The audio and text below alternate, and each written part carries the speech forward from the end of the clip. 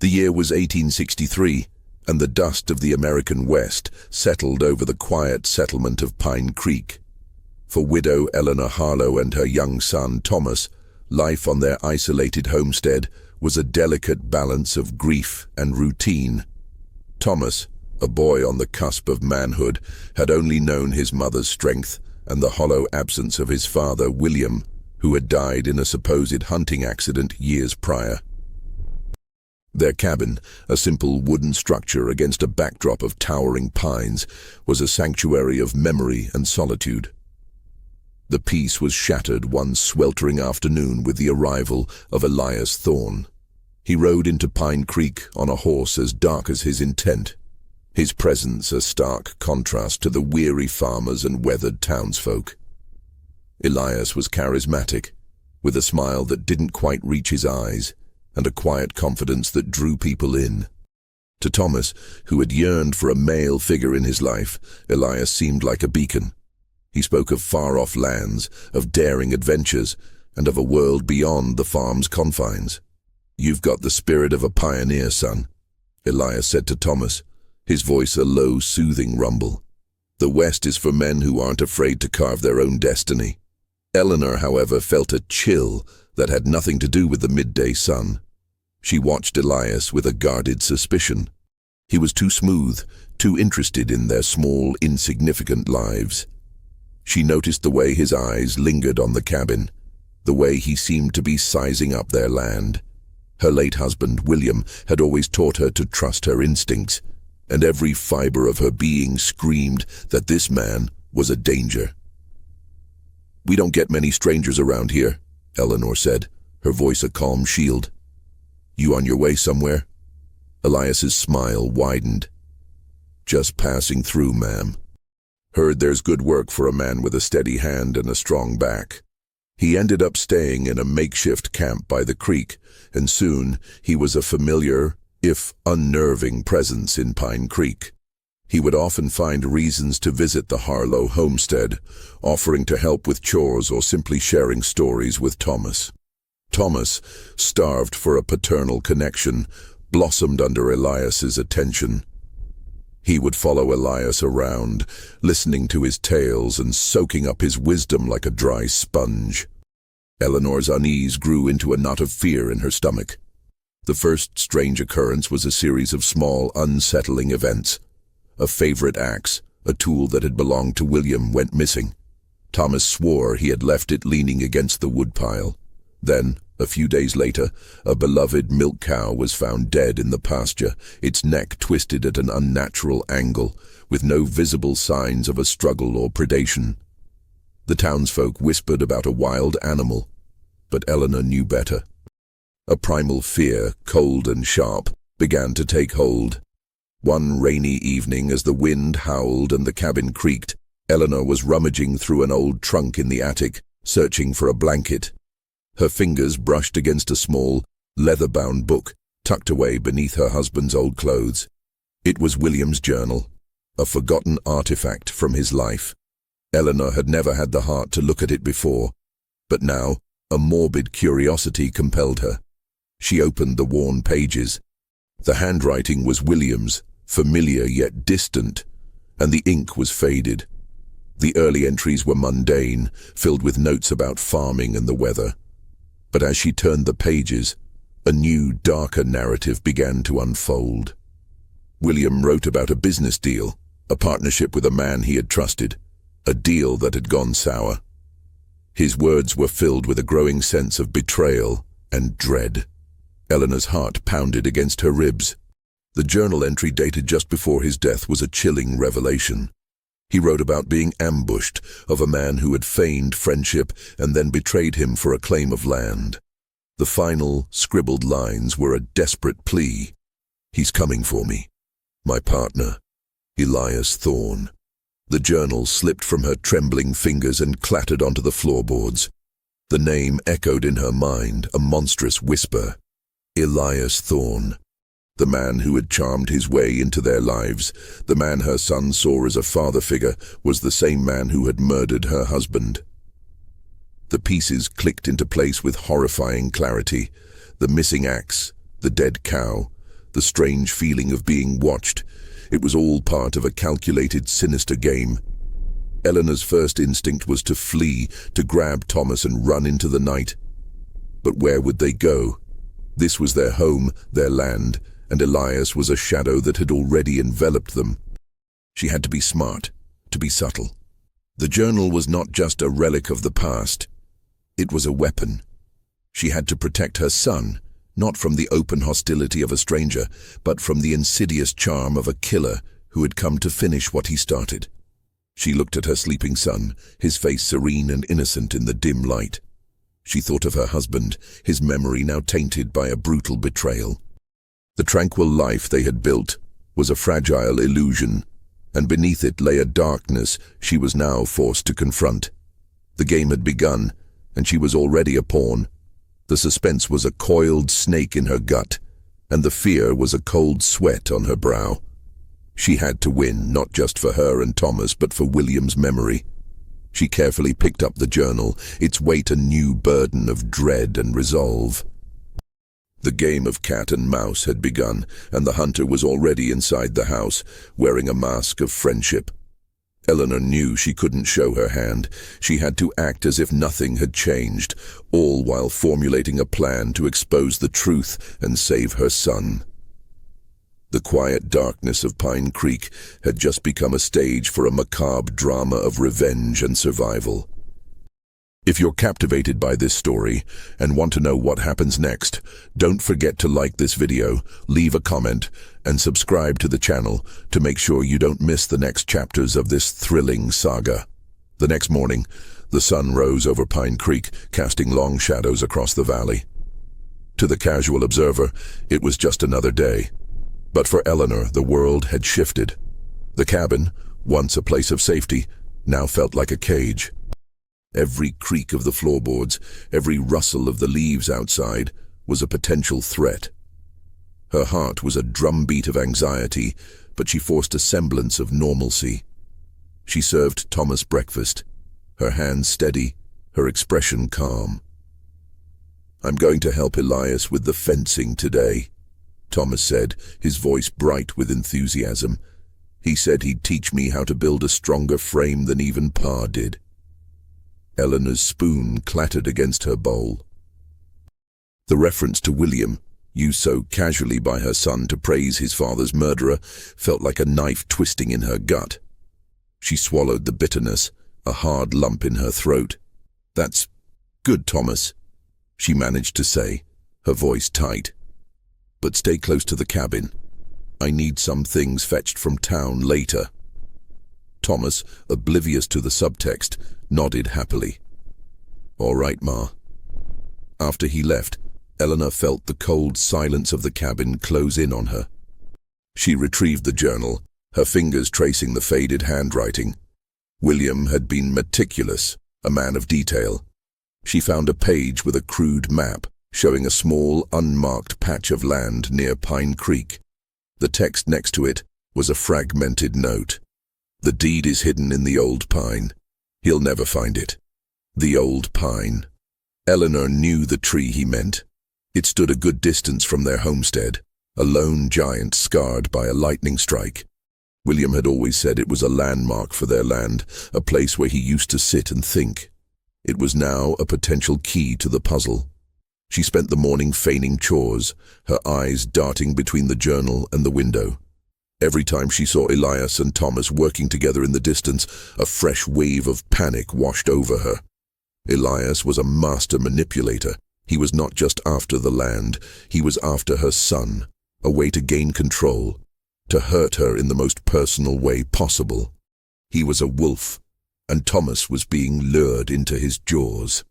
Later that afternoon, Elias approached the cabin.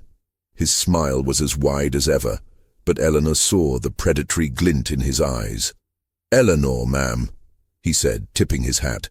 "Thomas is a fine boy. He works hard. I'd like to talk to you about something important." Eleanor's stomach twisted. This was it. The confrontation she dreaded. She straightened her back, her face a mask of polite indifference. "What is it, Elias?" "This land," he began, gesturing with a sweep of his hand. "It's valuable. With the railroad coming, a place like this could be worth a fortune. I've got some business partners who would be very interested in making you an offer." His words confirmed her worst fears. He didn't just want their land. He was a speculator, a schemer who would stop at nothing to get what he wanted. His pretense of friendship with Thomas was a means to an end. "Thank you for the thought, Elias," she said, her voice steady despite her trembling hands. "But this land was my husband's legacy. It's not for sale." The smile on Elias's face tightened, but did not vanish. "A woman alone, ma'am, can find herself in a difficult position. A good offer might be worth considering." The subtle threat was unmistakable. "I'll manage," Eleanor replied, her voice firmer. She held his gaze, a silent battle of wills. Elias saw the defiance in her eyes. The charm he had worn so effortlessly for days began to crack. His eyes narrowed, and for a fleeting moment, Eleanor saw the cold, ruthless killer from the journal description. "A pity," he said, his voice dropping to a low, menacing tone. "Some things are worth more than a man's life." He turned and walked away, his posture no longer that of a friendly stranger, but a coiled viper. Eleanor watched him go, her heart hammering against her ribs. She had drawn the line, and now the game was no longer subtle. Elias knew she was onto him, even if he didn't know how. The suspense was unbearable, a constant hum of fear in the air. She had to act now, before he did. That night, after Thomas was asleep, Eleanor read the rest of the journal. She learned that William had discovered Elias was a con artist and a murderer long before his own death. He had planned to go to the authorities, but Elias found out. The hunting accident was no accident at all. William had been shot and left for dead. The final entries were a frantic account of William's attempt to hide something valuable from Elias. Not just the deed, but also a small stash of gold he had accumulated. He wrote about a code, a series of symbols related to the stars that would lead to a hidden cache. Elias's relentless pursuit of this land wasn't just about speculation, it was about finding what William had hidden. The stakes were higher than she had ever imagined. She had to find that stash, that deed, before Elias did. It was their only leverage, their only way out. She knew Elias was watching. Every shadow, every sound felt like a new trap. She was no longer just protecting her son. She was fighting a battle of wits and survival against a monster who would stop at nothing to get what he wanted. The cabin, her home, was now a chessboard, and the pieces were her life and her son's. Eleanor knew she couldn't face Elias alone. She needed help, and the only logical place to turn was the town. The next morning, under the guise of buying supplies, she made the journey to Pine Creek with a sense of desperate hope. She decided to approach Sheriff Jedediah Blake, a kind but reserved man who had known her husband.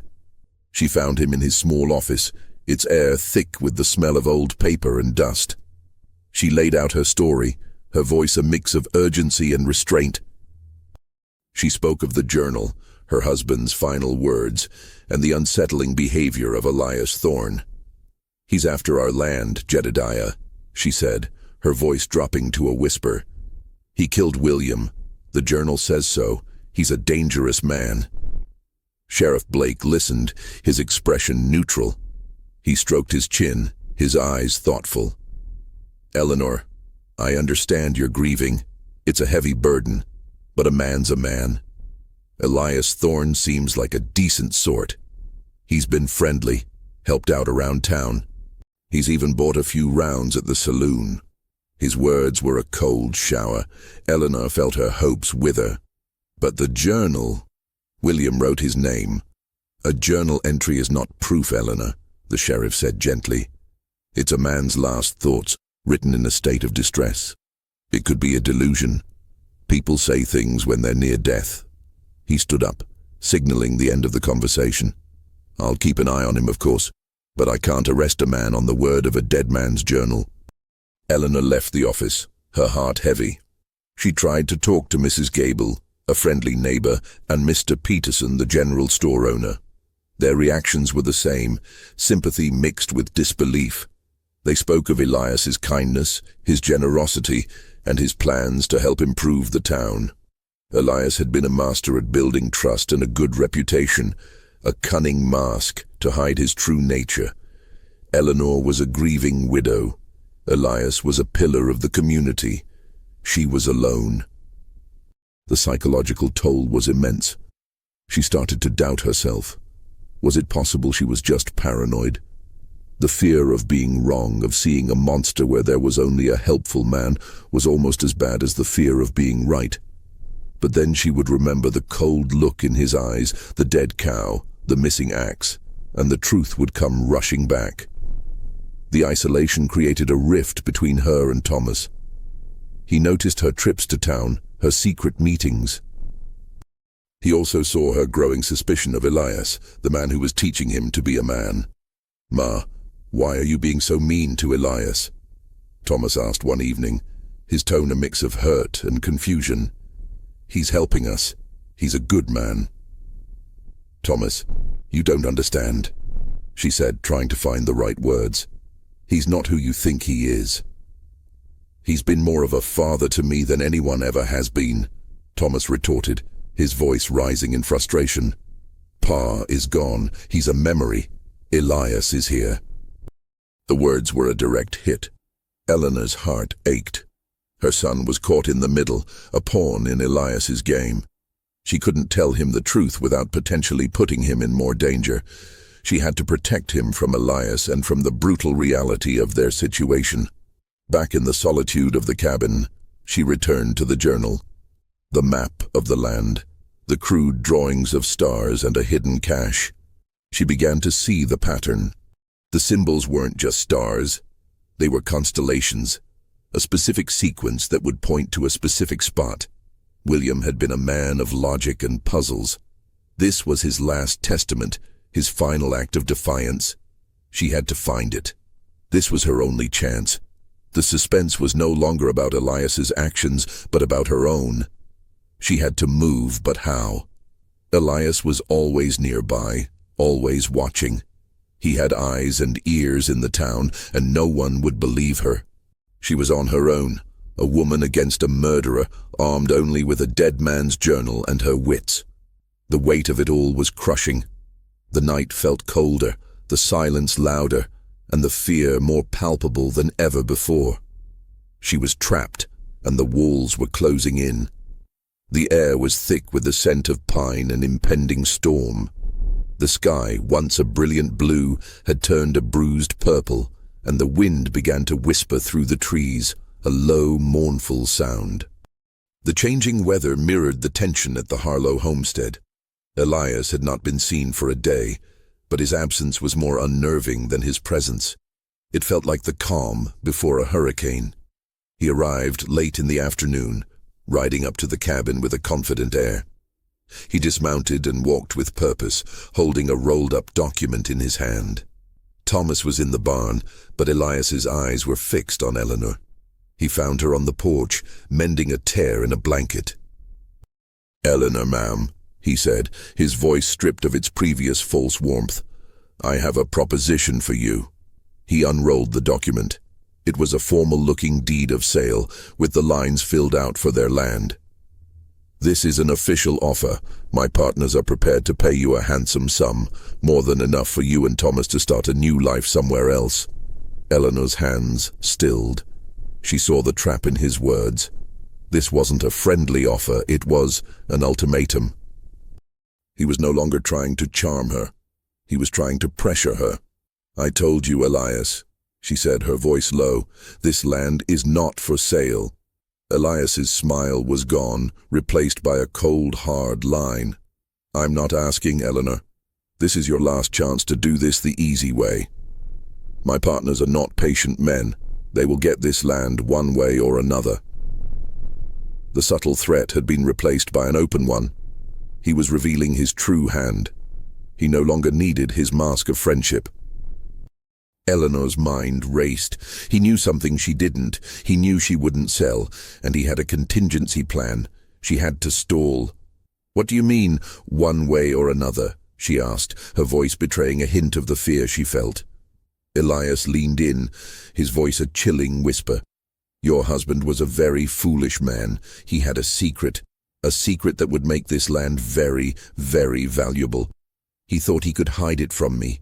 He thought he could outsmart me." Eleanor's mind flashed back to the journal, the map, the constellations, and the hidden cache of gold. He knew about it. He had known all along. His entire act had been about getting close enough to find it. He must have seen William in his final moments, maybe even tortured him for information. "I don't know what you're talking about," she lied, her face a blank slate. Elias laughed, a short, harsh sound. "Don't play coy, Eleanor. I know he wrote it all down. I know he kept a journal. The man was a creature of habit. I'll find it, and I'll find what he hid. And when I do, you'll be a woman with no land, no gold, and a son who will think his mother drove a good man away." The last part hit harder than any threat of violence. He was weaponizing her son against her. The psychological terror was overwhelming. He was trying to break her will, to make her give in to fear. "Get off my land, Elias," she said, her voice shaking with a fury she didn't know she had. "Or I will go to the sheriff." Elias smirked. "You already did, Eleanor. He thinks you're a poor, grieving widow with a fevered imagination. He won't lift a finger. You're alone. I am the only person who can offer you a way out of this, a way to save your son." He placed the deed on the porch rail. "Think about it. The storm is coming. It's best to be safe inside." He turned and rode away, a figure of malevolent triumph. Eleanor watched him go, a sense of sickening dread settling over her. He had her trapped. He knew she had the journal, and he knew she was his only obstacle. The storm broke just as he disappeared from view, a torrential downpour that mirrored her tears. She rushed inside and locked the door. She went to Thomas in the barn, her heart a tangled mess of fear and resolve. She knew she had to take a risk, a big one. She couldn't wait any longer. She had to trust Thomas. "Thomas," she said, her voice firm, "I need you to listen to me. Closely." He looked at her, his face a mix of worry and confusion. She took a deep breath, the suspense building with every second. The truth was a dangerous thing, but it was all she had left. She began to tell him the story, the truth about his father, the journal, and the monster who had befriended him. She was no longer just a mother protecting her son. She was a partner, a survivor, fighting for their lives against a formidable foe who knew no bounds. The torrential rain continued, a drumming rhythm against the cabin roof, washing the world in a grey, murky light.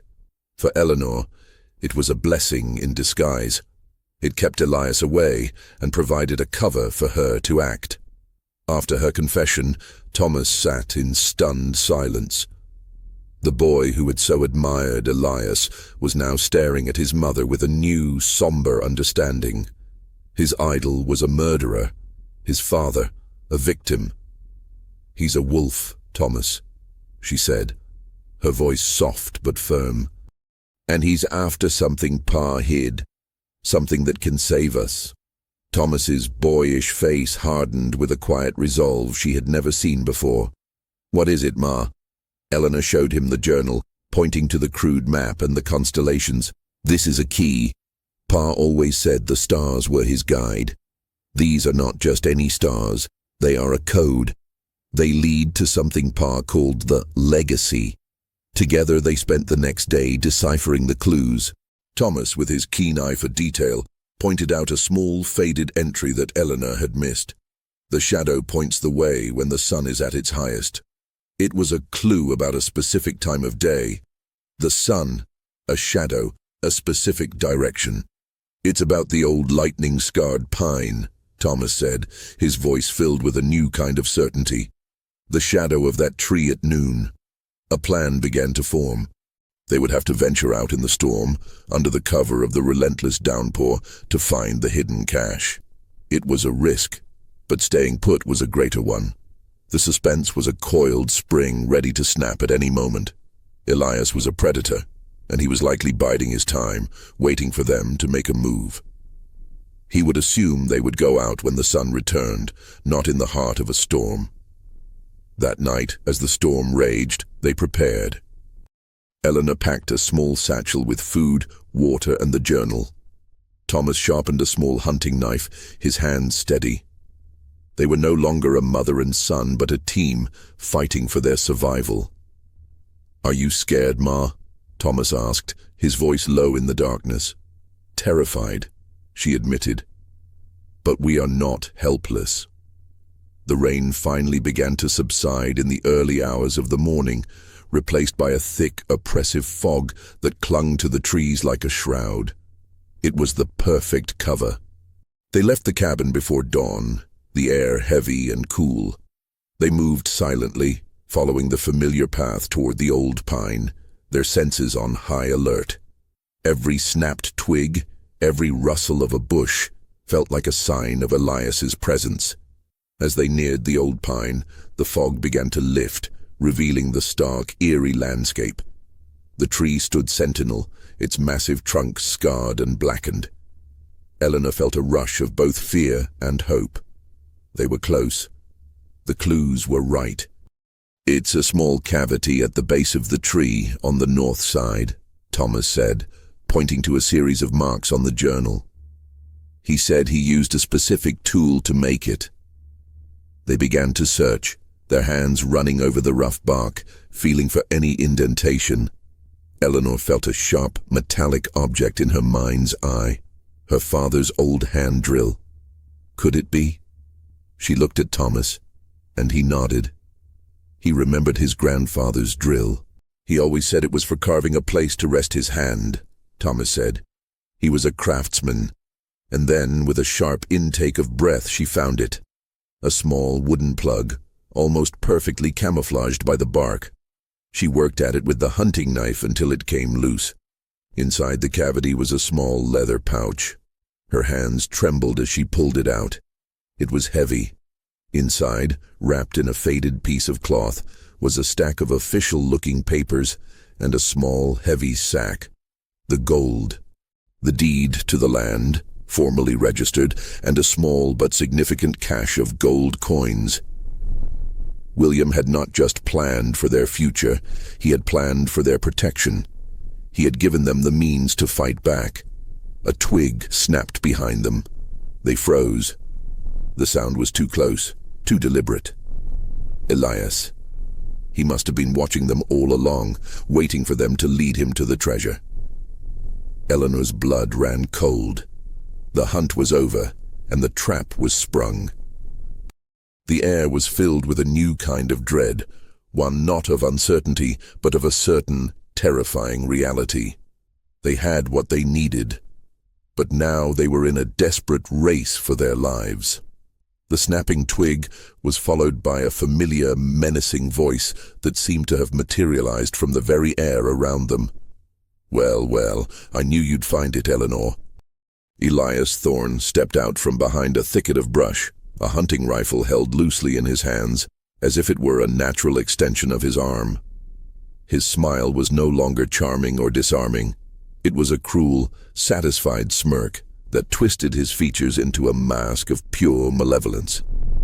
The pretense, the mask of a friendly traveler and a helpful friend, was finally, irrevocably off. His eyes, once so full of feigned warmth, were now cold and predatory, fixed on the small leather pouch in Eleanor's hands. "You're a clever woman, Eleanor," he said, taking a slow, deliberate step forward, each movement radiating with a chilling confidence.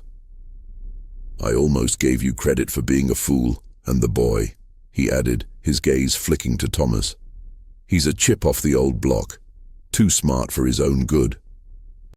Eleanor instinctively pushed Thomas behind her, her body a frail shield against the looming threat. "You stay away from him, Elias."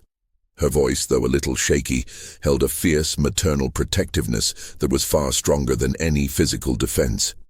"Now, why would I do that?" he asked, taking another step, the distance between them shrinking. He's the only family you've got left, and he's a liability." Eleanor's heart was pounding so hard she could hear it in her ears, a frantic drumbeat of pure adrenaline and terror. He was playing with them, enjoying their fear, reveling in the psychological torment he was inflicting. She knew brute force was not an option. She had to use her wits, her intelligence to outsmart a man who saw no value in human life. "You won't get away with this, Elias," she said, her voice now filled with a defiant tremor. "The sheriff knows. The town knows what you are."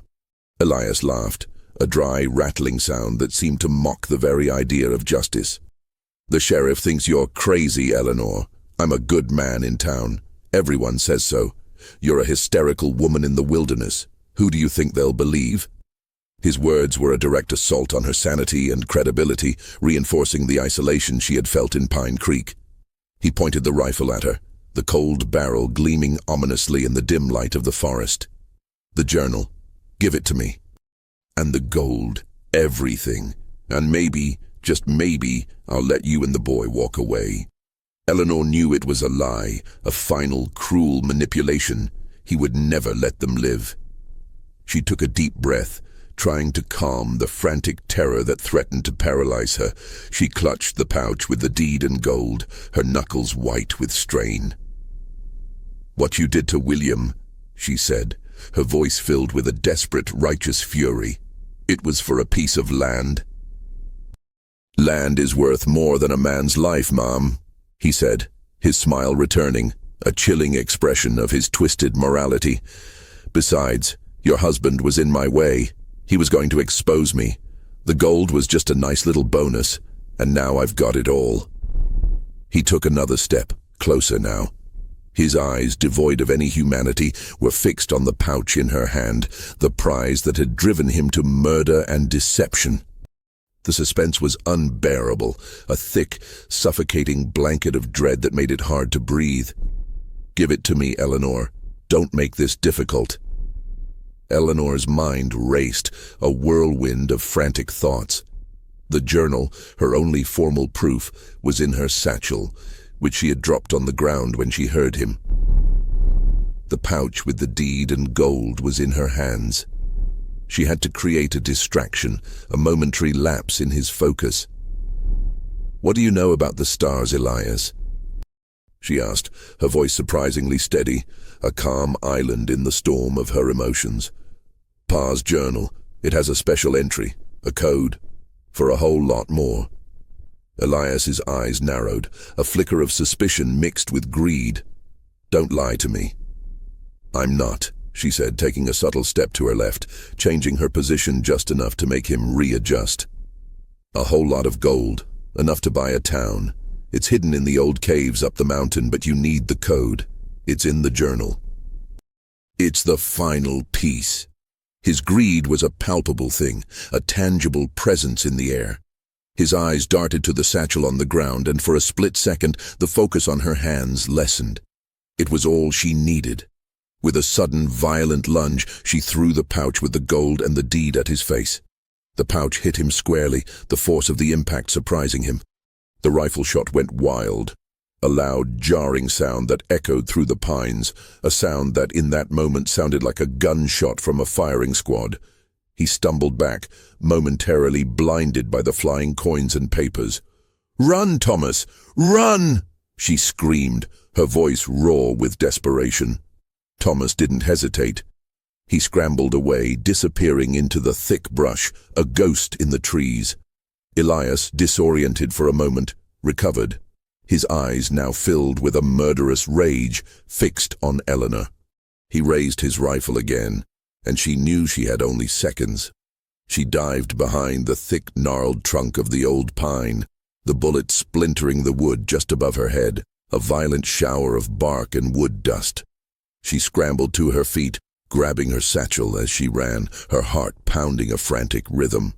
He was chasing her, his heavy boots thudding on the wet earth, a sound that was no longer that of a hunter of a treasure. He was a man driven by a pure, murderous rage. She ran toward a rocky outcrop, the sound of his heavy breathing and footsteps closing in. She had no plan, only a desperate need to survive. She scrambled up the slick rocks, her hands raw and bleeding, the journal a painful weight in her satchel. The rain began to fall again, a fine, cold mist that clung to her skin. She reached a small ledge, a dead end. Below her the ground dropped away into a ravine, a watery grave of jagged rocks and a churning river.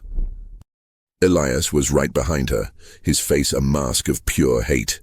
"It's over, Eleanor," he snarled, raising his rifle, "just like your husband." Eleanor looked at him, at the face of the man who had befriended her son and killed her husband. She had no escape. The suspense was over, replaced by a final, terrifying reality. She was a cornered animal, and he was a killer. The only thing left was to fight, no matter the odds. She clutched the satchel with a new resolve. If she was going to die, she was going to do it on her terms. Eleanor stood at the edge of the ravine, her heart a frantic drumbeat against her ribs. Below, a treacherous river surged, swollen and angry from the recent storm, its roar a deafening testament to its power.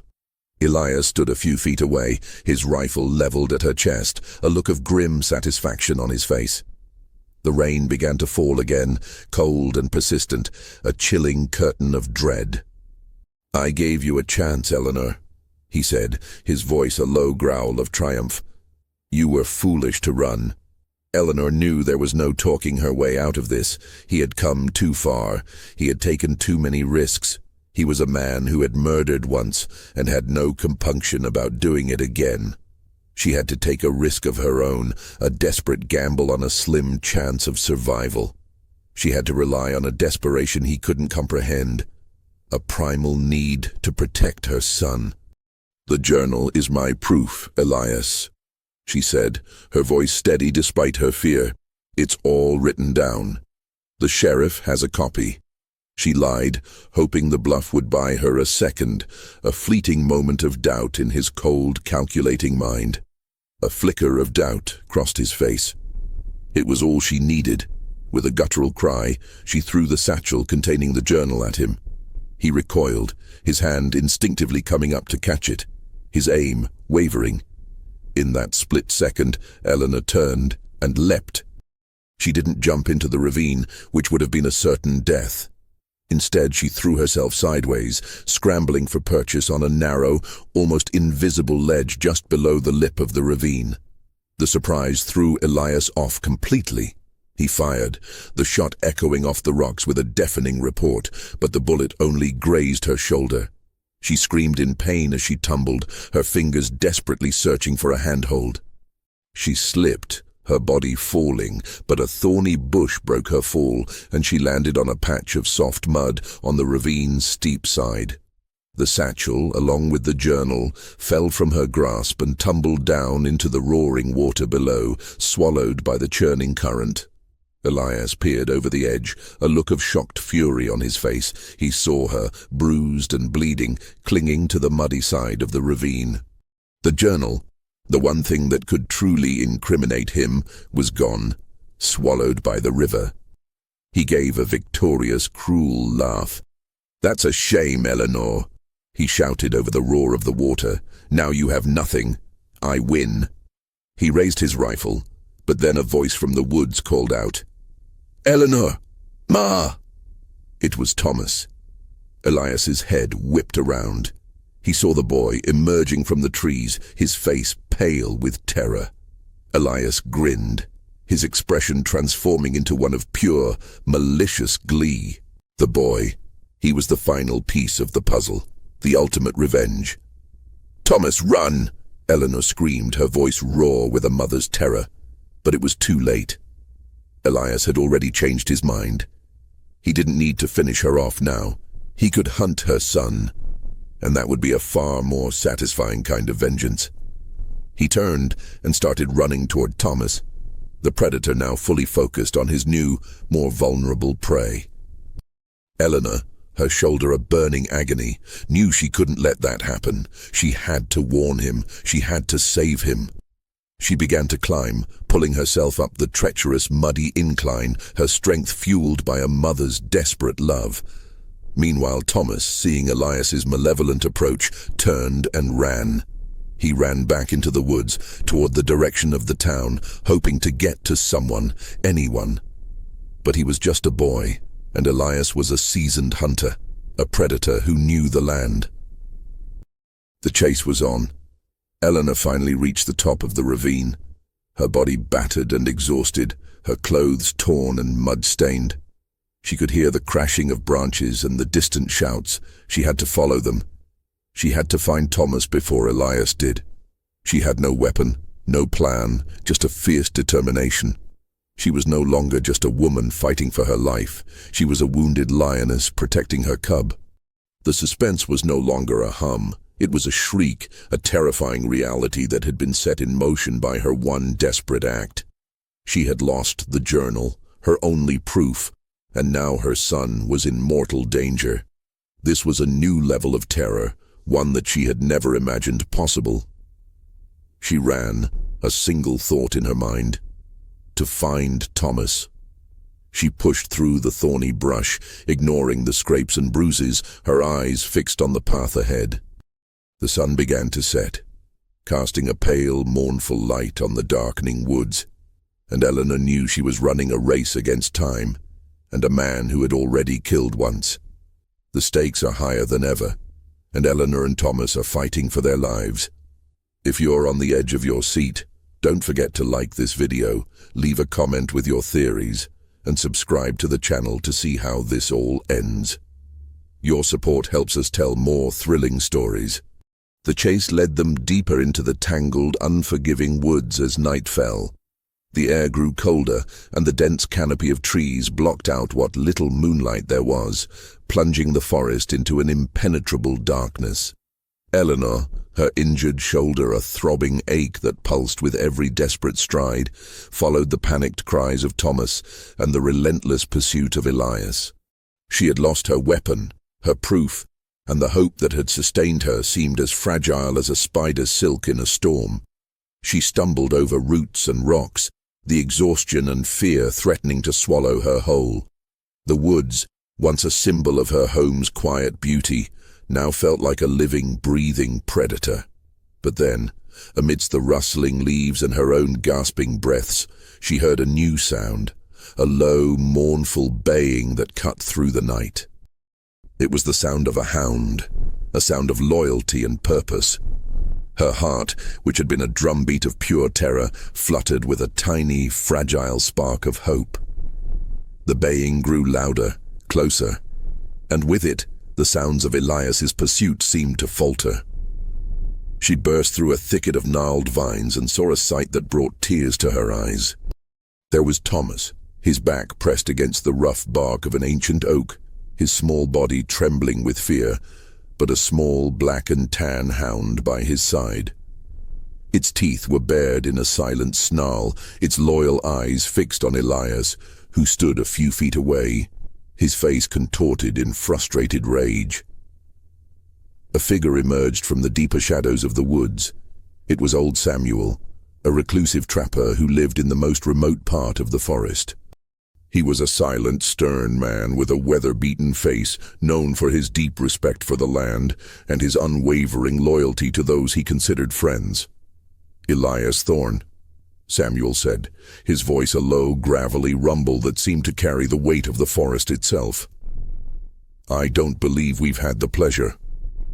Elias, momentarily taken aback by the sudden appearance of the old trapper, recovered quickly. His false bravado returned, a flimsy shield against the cold authority of Samuel's presence. "Stay out of this, old man. This is a family matter." "A family matter," Samuel scoffed, the sound laced with contempt. His wise eyes, which had seen more of the wild's true nature than any man in Pine Creek, glanced from the frightened boy to the telltale bloodstains on Eleanor's bandage. "A family matter that involves a chase through the woods and a rifle? I think not." He raised a double-barreled shotgun, its worn wood gleaming faintly in the moonlight. To Elias, a man of the city and its false pretenses, the shotgun was not just a weapon, it was a symbol of dangerous, unblinking authority. He saw in Samuel's eyes a cold resolve that he himself lacked, a man who would not bluff or bend. Elias knew he was outmatched. His face became a mask of thwarted rage, and he took a slow, deliberate step backward, his rifle still in his hand, but now useless. "This isn't over," he snarled, his eyes fixed on Eleanor with a promise of future violence. "You can't hide forever." He turned and melted into the darkness, the sounds of his retreat echoing in the sudden silence. Samuel didn't lower his shotgun until the last snap of a twig had faded completely. The hound, his loyal companion, let out a final, soft growl before turning to nuzzle Thomas's hand. "Come inside, Eleanor," Samuel said, his voice gruff but kind, as if the whole ordeal was a minor inconvenience. "You're hurt." He led them to his small, well-hidden cabin, a simple structure built with a trapper's efficiency. The air inside was thick with the comforting sense of wood smoke, dried herbs, and a humble stew simmering over the fire. It was warm, and most importantly, it was safe. Samuel, with the practiced ease of a man who had long tended to his own wounds, cleaned and bandaged Eleanor's shoulder. Thomas, his body still trembling with the aftershocks of terror, sat by the fire, his eyes fixed on his mother with a new, profound reverence. He had witnessed her bravery, her desperate, selfless fight. The boy who had been a pawn was now an ally, their shared trauma having forged a bond stronger than any words could create. Eleanor, her voice hoarse and raw from screaming, told Samuel everything. She spoke of William's journal, the hidden gold, Elias's true identity, and the treachery he had planned for years. Samuel listened in silence, his expression grim, his gaze never leaving the dancing flames of the fire.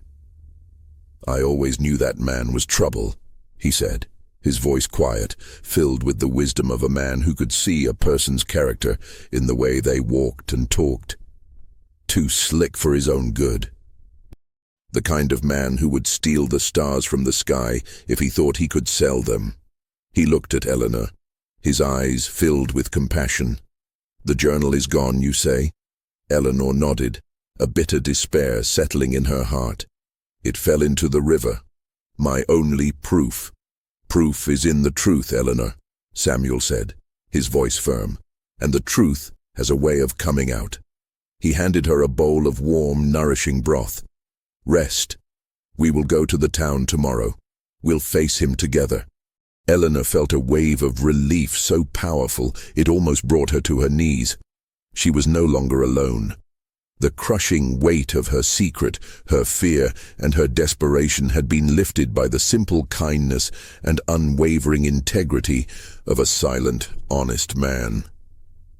She looked at Thomas, who was finally asleep by the fire, his face peaceful and unburdened. The price of his trust had been a terrifying race through the woods, but it had also brought them closer than ever before, a true family forged in fire.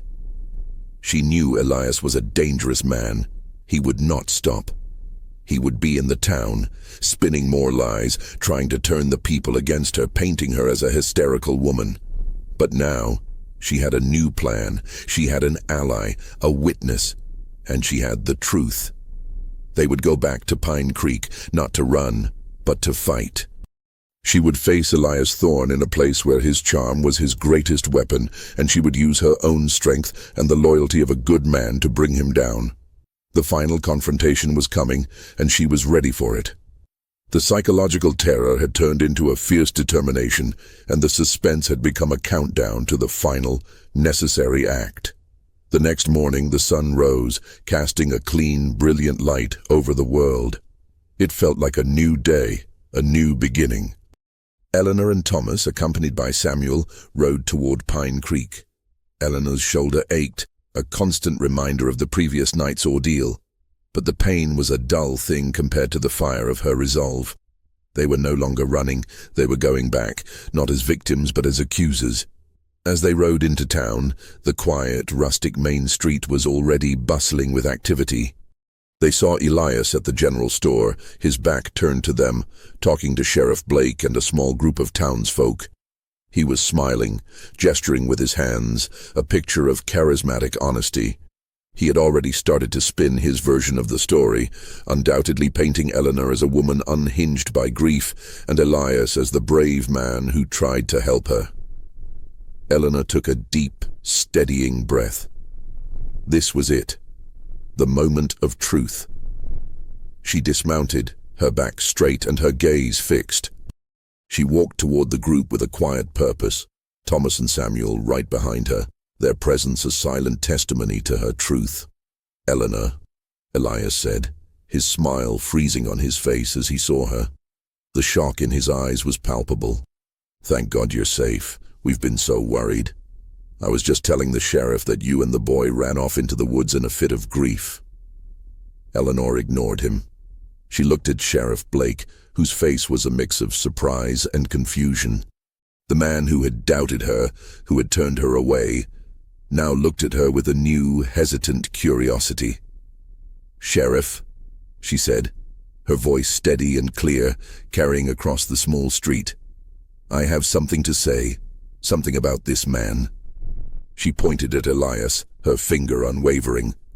Elias's smirk returned, a desperate attempt to regain control. "Don't listen to her, Jedediah. She's been through a lot. She's not herself." "He murdered my husband," Eleanor stated, her voice resonating through the shocked silence of the street. "It was not a plea, but a statement of fact. And he tried to kill my son and me."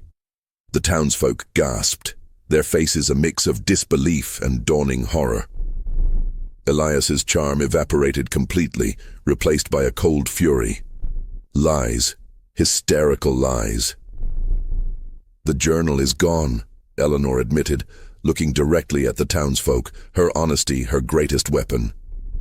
"He had it destroyed. But I remember what it said. My husband, William, was a man of logic.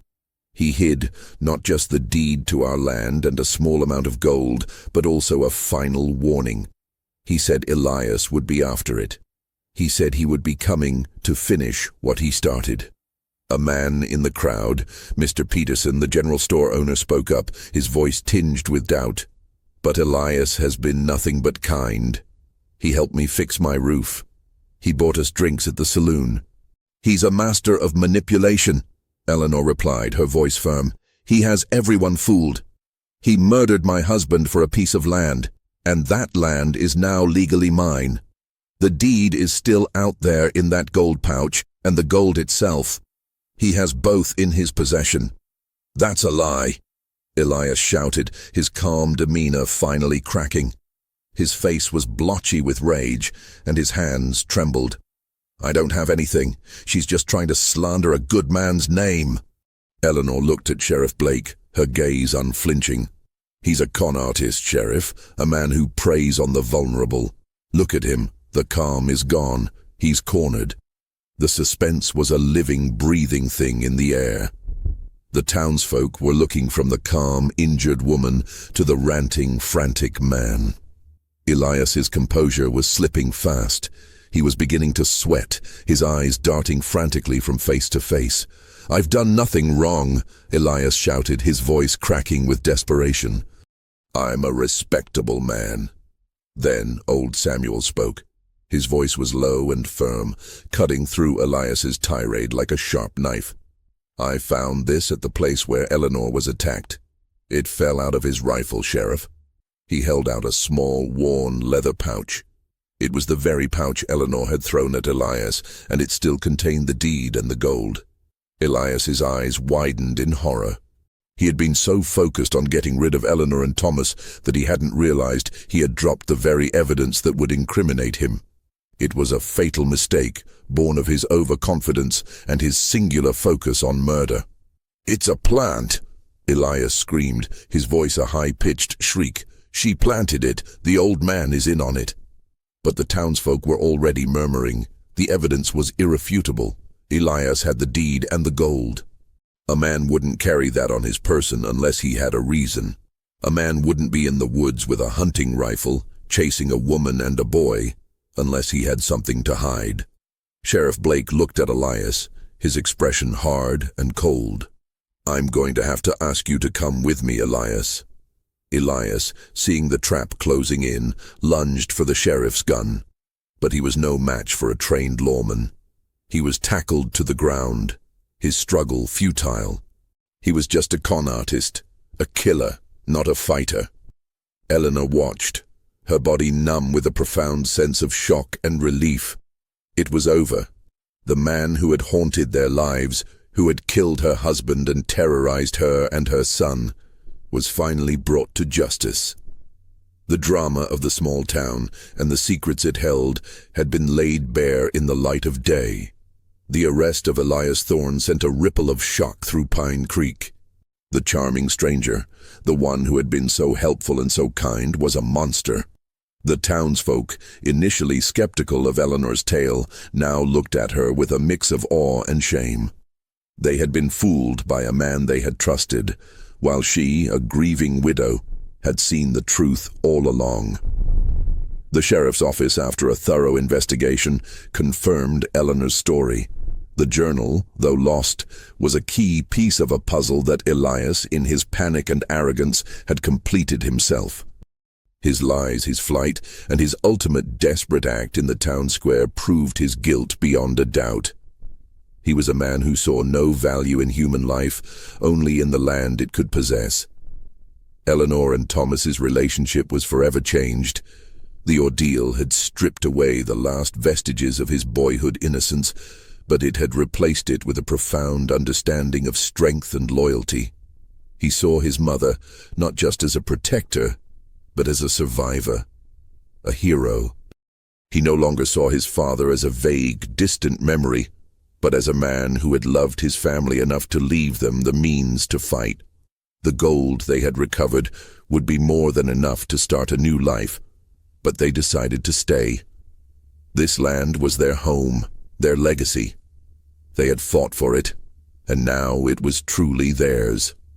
The townsfolk, feeling a collective guilt and a deep sense of respect, offered their support. Mr. Peterson, the general store owner, offered credit without question. Mrs. Gable brought them food, and the men of the town helped them repair the fences that Elias had so deceptively helped build. Even Sheriff Blake, who had initially doubted her, came to her and apologized. "You were right, Eleanor," he said, his voice filled with sincere respect. "You were the one with true courage." The old, lightning-scarred pine tree became a symbol of their resilience. It was no longer just a landmark on their land. It was a monument to their victory, a reminder of the secrets it held and the strength it had inspired.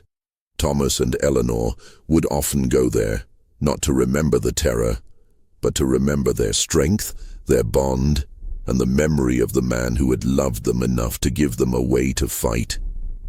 The emotional weight of the experience would always be a part of them. The fear of being isolated and disbelieved had been as real as the physical danger. The knowledge that some men could wear a mask of kindness while harboring a monstrous heart was a difficult lesson to learn. But they had learned it, and they had survived.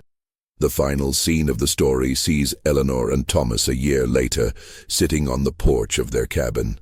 The sun is setting, casting a warm, golden light over their land, a land that had once been the target of a killer's greed. The cabin, once a cage of fear, is now a true home, a sanctuary of hard-earned peace. Thomas is no longer just a boy. He is a young man, strong and wise beyond his years. Eleanor is no longer just a widow. She's a woman who has stared into the face of evil and prevailed. "We did it, Ma," Thomas said, his voice soft, filled with a quiet pride. Eleanor smiled, a genuine, peaceful smile that reached her eyes. "We did, son." The macabre mystery of Widow Harlow's cabin was over. The terror had been real, not from ghosts or ghouls, but from a man driven by greed and a lack of conscience. The suspense was gone, replaced by a quiet, hard-earned peace. And in that peace, they found a new beginning, a testament to the fact that even in the darkest of times, human courage, love, and loyalty could triumph. The story of their survival would become a legend in Pine Creek, a reminder that the real monsters often walk among us, and the true heroes are the ones who have the strength to face them.